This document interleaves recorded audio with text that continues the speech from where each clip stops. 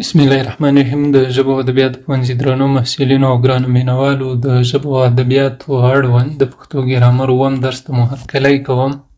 زموږ د نن ورځې درس د نوم په حالتونو پورې تړاو لري او د نن ورځې د درس موخې مو دي.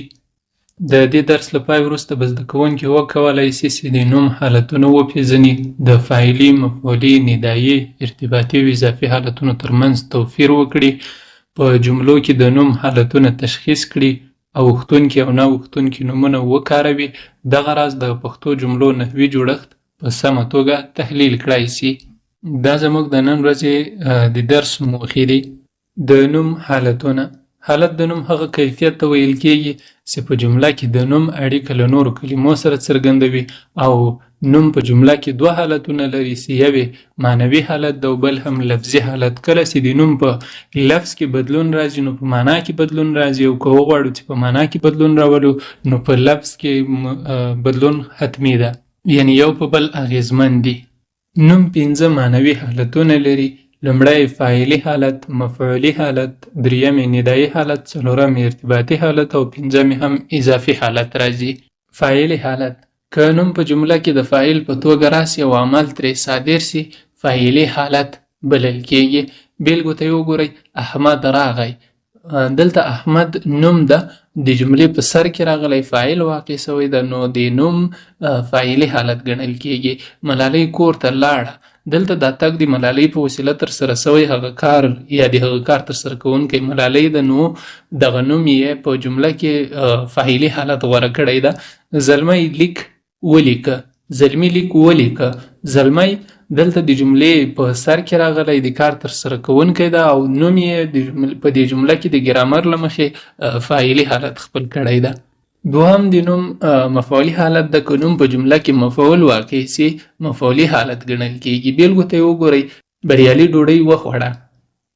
دلته د ډوډۍ نوم چې ده په مفعولي حالت کې راغلی ده. ګلالۍ کتاب لولي. دلته کتاب نوم ده او په مفعولي حالت کې راغلی ده. زرغونې مضمون ولیکه. دلته مضمون نوم ده او په مفعولي حالت کې راغلی، او مفعول هغه څه ته ویل کېږي چې د موږ عمل په هغه باندې ترسره کېږي، یا د موږ د کار لپاره ځمکه ده. دریم د نوم ندایي حالت ده. ندایي حالت هغه حالت ته ویل کېږي چې د بلنې لپاره وکارول شي. کله چې موږ یو نوم ته بلنه ورکوو او نوم خپل یو ځانګړی حالت غوره کوي، نو دغه حالت ته ندایي حالت ویل کېږي. لکه بیلګې ته وګورئ: ای وروره، ای هلکه، ای زلمیه. دلته د ورور، هلک او زلمی کلمه په زلمیه، هلکه او ورور باندې اوښتې ده. د دې ځانګړنه دا ده چې په ډیرو مذکرو نومونو کې د وروستی غږ چې د هغه په زور باندې یا په ګرده هې باندې اوړي، او ټول هغه نارینه نومونه چې په ناخپلواک غږ پای ته رسېدلي د هغو په پای کې دغه خپلواک غږ ور اضافه کېږي، لکه هلک اړوي په هلکه باندې. څلورم د نوم ارتباطي حالت ده. هغه نوم چې د ارتباط له تورو سره راسي ارتباطي حالت لري. د ارتباط توري په پښتو ژبه کې له، تا، پر، تر، بې، سره، پرته او دغه ډول نور هغه اړیکو ویونکي دي یا ارتباطي ویونکي دي یا عادات دي چې د دو په وسیله نوم ارتباطي حالت غوره کوي. لکه له کوره راغلم. که چېرته په دې جمله کې موږ د له لفظ لرې کو، یو بل څه له جملې نه جوړیږي. لکه موږ په سر کې وویل چې نومونه د معنا او لفظ له مخې اوړي. نو اوس وګورئ: که چېرته دغه جمله کې له نوم نه دغه د له ارتباطي عادت لري سي، جمله خپل معنا بدلوي. له کوره راغلم، او که چېرته چې وایو کوره راغلم، معنا دا ده چې موږ کور مخاطب کړی، او دلته نوم بیا هغه ندایي حالت خپلوي. بلې بیلګې ته وګورئ: ملالۍ ته قلم ورکړه. دلته تا ارتباطي ویونکی ده. دریمې بیلګې ته وګورئ: زمری پر چوکۍ ناست ده. دلته پر ارتباطي ویونکی ده، او زمری هم نوم ده چې د پر ارتباطي یا اړویونکي اړیکو یې په وسیله د جمله کې ارتباطي حالت خپل کړی ده. او پنځم هم د نوم اضافي حالت ده. کله چې دوه نومونه د اضافت د توري یعنی دال په وسیله سره وتړل شي، اضافه حالت رامنځته کېږي یا جوړیږي. لکه بیلګو ته وګورئ: د زلمي قلم. دال ده چې موږ ته ملکیت ښایي یا هغه مضاف الیه سره د مضاف اړیکه ټینګوي. د کندهار انار. دلته انار مضاف ده او کندهار مضاف الیه ده. د ښځې پیزوان ښځه دلته مضاف الیه ده او پیزوان مضاف سو. یوه یادونه ضرور ده چې په پښتو ژبه کې د نورو ژبو په خلاف لومړی مضاف الیه راځي او بیا هم مضاف ورپسې راځي. یعنی دا د پښتو ژبې هغه طبیعي قاعده ده د اضافت په حالت کې د نومونو. د ضمیرونو اضافي حالت بیلګو ته وګورئ. زما قلم، ستا قلم، قلم می راکړه. دلته په پښتو ژبه کې بیا نوم نه راځي، یوازې هماغه ضمیرونه دي چې ضمیرونه هم په پښتو ژبه کې د نومونو له ډلې نه کارول کېږي. نو د لومړي او دوهم شخص لپاره یعنی د متکلم او مخاطب لپاره ضمیرونه کارول کېږي، خو د غایب لپاره بیا له دغه اضافي توري سره نوم هم راځي. نو هغلته نوم اضافي حالت خپلوي او په ضمیرونو کې بیا یوازې ضمیر ده چې دا په خپله د ملکیت څرګندونه کوي او دا ملکي ضمیرونه ګڼل کېږي. او بل په پښتو ژبه کې کمزوري ضمیرونه هم شته ده چې دوی کله ملکي وي او کله همیشاري ضمیرونه وي، لکه قلم می راکړه.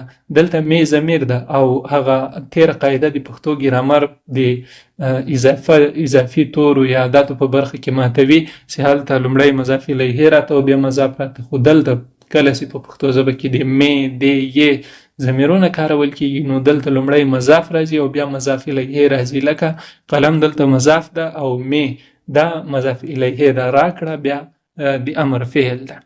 او له دغو ضمیرونو سره بیا د اضافت توری نه راځي، هغه که د متکلم لپاره وي که د مخاطب لپاره وي، یا هم دغه کمزوري ملکي ضمیرونه لکه می، د، ی کله وکارول شي نو له هغه سره بیا د دال اضافت توری نه کارول کېږي. د نوم دوام ډول اوښتنه چې د هغه د نوم لفظي حالتونه دي. ځینې نومونه په پښتو ژبه کې د حالت له مخې بڼه بدلوي، خو ځینې نومونه بیا نه اوړي او په هر حالت کې یو ډول وي یا ثابت پاتې کېږي لکه د نورو ژبو غوندې. لکه اوښتونکي نومونه په پښتو ژبه کې هغه نومونه دي چې هغه په نارینه یې باندې پای ته رسېدلي وي، لکه زلمی په زلمي باندې اوړي، پښتون په پښتانه باندې اوړي، او دا یوازې په تیره زمانه کې په متعدي فعل کې گردان کوي. او نه اوښتونکي نومونه هم په پښتو ژبه کې ډیر زیات دي، لکه کاکا چې دا د الف خپلواک غږ باندې پای ته رسېدلی، یا په پښتو ژبه کې پور ویونه دي. دغه ډول په پښتو ژبه کې په اوږد واو پای ته رسېدلي نومونه هم نه اوړي.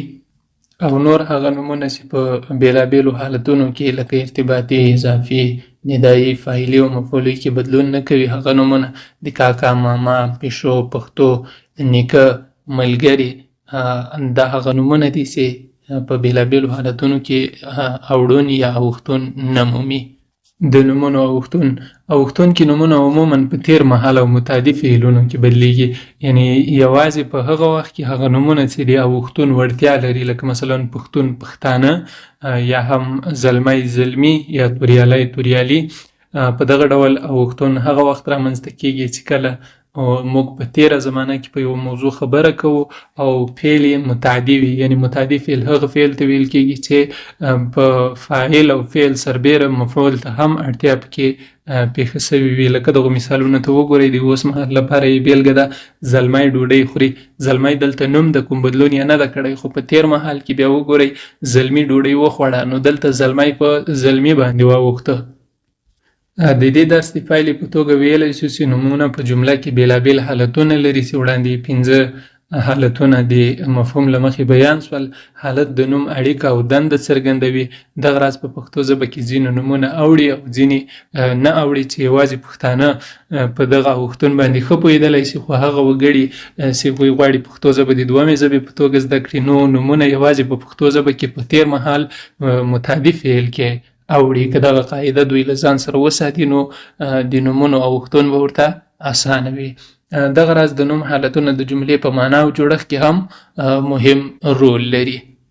لکه وړاندې موږ په خپل درس کې د موضوع ته اشاره کړې ده. نو په دې سره د موږ د نن ورځې درس پای ته رسېږي. تر بل درسه ښې چارې. کله تاسو سره کومه پوښتنه وي له موږ سره په تبصرو کې شریکه کړئ.